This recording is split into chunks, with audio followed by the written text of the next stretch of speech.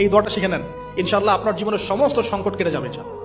আমি নিজেও এই দোয়াটা বেশি বেশি করার চেষ্টা করি। দোয়াটা হচ্ছে, মুসা আলাইহিস সালাম একটা গাছের নিচে হেলান দিয়ে বসলেন, বসে দেখলেন দুজন মেয়ে দাঁড়িয়ে আছে দূরে, পানি নিতে পারছে না, লোকজন পানি নিয়ে যাচ্ছে, ওরা দাঁড়িয়ে আছে বেচারি।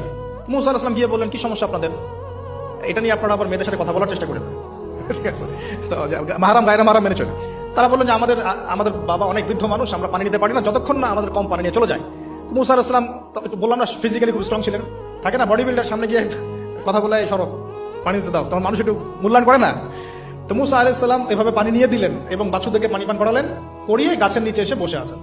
বসে বসে তিনি দোয়া করছেন, এই যে দোয়াটা তিনি দোয়া করছেন, রব্বি, একটা নেক কাজ করলেন না, মানুষের উপকার করলেন, নেক কাজ করে এসে গাছের নিচে বসে দোয়া করছে, আল্লাহ এখানে তো আমার খাবার পানি বাসস্থান কিছুই নাই, আমি কি করব? রব্বি ইন্নী লিমা আনজালতা ইলাইয়া মিন খায়রিন ফাকির, রব্বি ইন্নী লিমা আনজালতা ইলাইয়া মিন খায়রিন ফাকির।